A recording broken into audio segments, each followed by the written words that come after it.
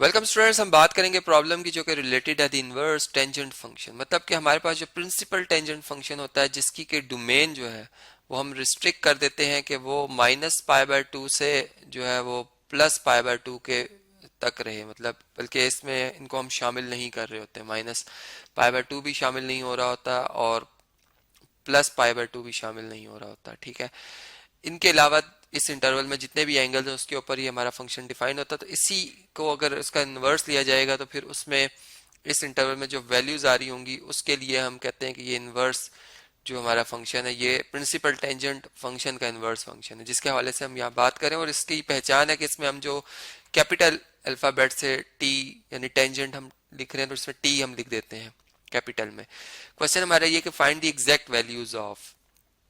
अब इसमें principal tangent function है, इसकी वैल्यू 1 आ रही है, हमने वो एंगल बताना है कौन सा होगा। ठीक है, इसी तरह यहाँ पर इसकी प्रिंसिपल टेंजेंट फंक्शन की वैल्यू आ रही है -√3 या √3। अब वो इधर भी हमने एंगल बताना है, जबकि यहाँ पर एंगल पता है हमें। प्रिंसिपल टेंजेंट फंक्शन की वैल्यू फाइंड करनी है इस एंगल के ऊपर, जो कि अगर देखें यहाँ पर तो हम ये बात देख रहे हैं कि हम डोमेन में जो एलिमेंट पुट कर सकते हैं वो -π/2 से छोटा नहीं पुट कर सकते और +π/2 से इसके इक्वल भी बल्कि नहीं पुट कर सकते और इससे बड़ा भी नंबर पुट नहीं कर सकते। अब 3π/2 से लार्ज है एंगल, तो बाय डेफिनेशन हम यहाँ पे एक बात लिख देंगे जी। We by definition we see that, या हम यूं कह सकते हैं कि आंसर इज नॉट पॉसिबल। ठीक है, answer is not possible because इसका रीजन क्या आएगा कि जो 3π/2 है is not belong from the interval.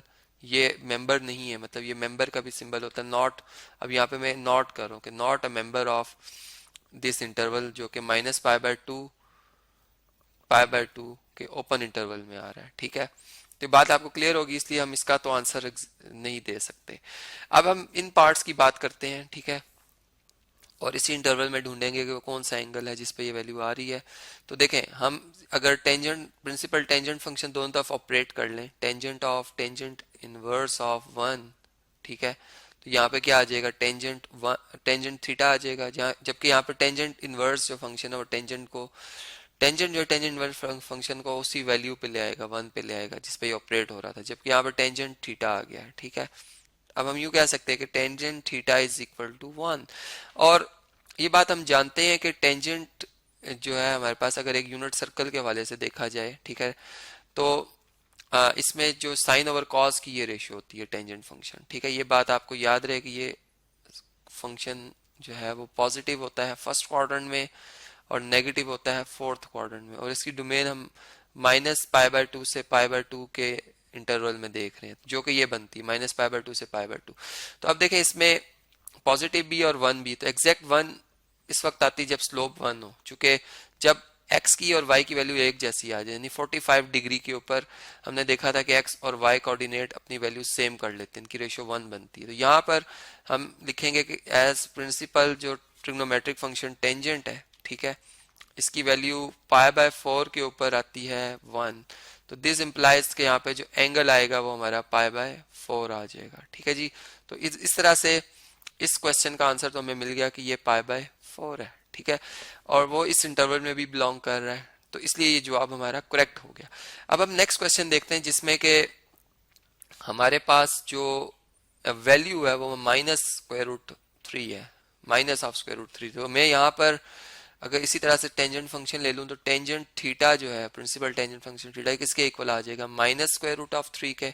अब टेंजेंट की वैल्यू नेगेटिव आ रही प्रिंसिपल टेंजेंट फंक्शन, जो कि कौन सा क्वाड्रेंट बन रहा है, फोर्थ बन रहा है। ठीक है, अब इसमें हम यूं लिख सकते हैं कि sine theta over cosine theta, principal function ही लेंगे साइन और कोसाइन, चूंकि टेंजेंट इनकी भी रेशियो होती है। ठीक है, तो ये √3 के इक्वल है। ठीक है, इसका मतलब कि अब हमने देखना है कि अगर फर्ज करें यहाँ पर √3 जो स्लोप बनती है, चूंकि ये देखें ये 1 बन जाएगी, यहाँ पर ये एग्जैक्ट 1 बनता है। ठीक है, -1 बनता है, बल्कि यूं अगर हम देखें तो ये x कोऑर्डिनेट 0 और y कोऑर्डिनेट जो है वो along y एक्सिस ये डिस्टेंस जो है -1 है। ठीक है, अब -√3 जो टेंजेंट की वैल्यू आ रही है वो हमने देखनी है कि वो कौन से एंगल पे आ रही है। ठीक है, तो -√3 अगर मैं यूं कहूं कि y ओवर x, या अगर मैं इस तरह से कहूं कि इस वैल्यू को अगर मैं 2 से मल्टीप्लाई भी कर लूं और 2 से डिवाइड भी कर लूं, तो साइन की वैल्यू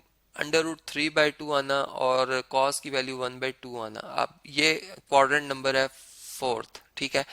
और हमने देखना है कि यहाँ वो ट्राइंगल कौन सी बनेगी जिसमें कि कॉस मतलब जो बेस है वो इतनी बने कि जो एंगल है वो बन जाए कितना, सॉरी मतलब वैल्यू जो बन जाए वो 1/2 बन जाए, ठीक है। तो x की वैल्यू अगर 1/2 फर्ज करें यहाँ पे बनती है, तो मैं यहाँ पर अगर इस तरह से एक ट्राइंगल बना लेता हूँ तो ये एंगल बनता है माइनस का 60, ठीक है। और ये लेंथ आप देख सकते हैं कि ये 1/2 है, माइनस प्लस में 1/2 है, और ये वाला डिस्टेंस नेगेटिव में अंडर रूट 3/2, जो कि -1 के बहुत नियरेस्ट है। अगर आप यहाँ से देखें एक अंदाजन रफली मैं बात करूँ, चूंकि ये -1 और ये माइनस अंडर रूट 3/2 जो कि -1 के बहुत नजदीक है, ठीक है। तो इस लिहाज से हमें एकदम से वैल्यू याद आ जाती है और हम कह सकते हैं कि यहाँ पर जो एंगल बन रहा है, हम कह सकते हैं कि टेंजेंट जो -π/3 है वो -√3 आंसर देता है, -π/3। चूंकि इसमें ये दोनों ट्राइंगल्स हमारी कॉन्ग्रुएंट बनती हैं, फर्स्ट क्वाड्रेंट वाली और फोर्थ वाली, इस तरह से कि इसमें हाइपोटेन्यूज और हाइपोटेन्यूज दोनों में कॉमन है, उसकी लेंथ 1 1 रखी हुई यूनिट सर्कल होने की वजह से, और इसमें चूंकि बेस कॉमन बन गई तो हाइपोटेन्यूज साइड पोस्टुलेट की बेस पर हम ये कह सकते हैं दोनों ट्राइंगल कॉन्ग्रुएंट है। तो इस बेस पर मैंने ये बात कही है, ठीक है। तो टेंजेंट की वैल्यू -60 हो या +60 एंगल हो, दोनों पर आंसर अंडर रूट 3 आता है, लेकिन नेगेटिव साइन इसलिए पुट करें कि वो फोर्थ क्वाड्रेंट है, ठीक है। तो यहां से फिर हम कह सकते हैं देयरफॉर जो एंगल बन रहा है वो -π/3 बन रहा है, और इस क्वेश्चन का आंसर हमें मिल गया कि tangent inverse of negative of under root 3 जो है वो किसके इक्वल है, वो -π/3 के इक्वल है। अब इसकी वैल्यूज का कंसेप्ट जो है वो मैंने ऑलरेडी इससे पिछले लेक्चर्स में काफी डिटेल में समझाया हुआ है। इसमें कुछ क्वेश्चंस हो सकते हैं जो कि आपको पजल कर रहे हो, ठीक है। तो वो वैल्यूज निकालना, उनका आंसर लेना, वो आप मतलब वहां से देख सकते हैं, जो कि इससे पिछले लेक्चर जहाँ पे मैंने ये डेरिवेशन की हुई है कि टेंजेंट 30 की वैल्यू टेंजेंट 60 की वैल्यू क्या होती है, ठीक है।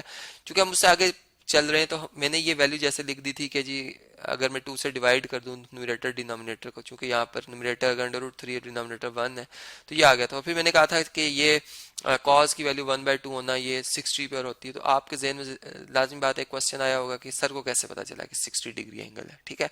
तो ये बेसिकली वही पिछले जो लेक्चर्स कंसेप्ट लेक्चर्स हमने बनाए हुए हैं उसी में मैंने ये बात समझाई थी, और हमें इस एक अंदाजन और यहाँ ग्राफिकली भी हम देख सकते हैं कि x की वैल्यू +1/2 यहाँ पर ही हो सकती है, क्योंकि यहाँ पे 1 है तो यहाँ पे 1/2 होगा, यहाँ 0। और फिर कि एक हम रफली सा अगर स्केच करें तो हमें एकदम से वो ग्राफ हमें हमारी हेल्प कर देता है उस वैल्यू तक पहुंचने में।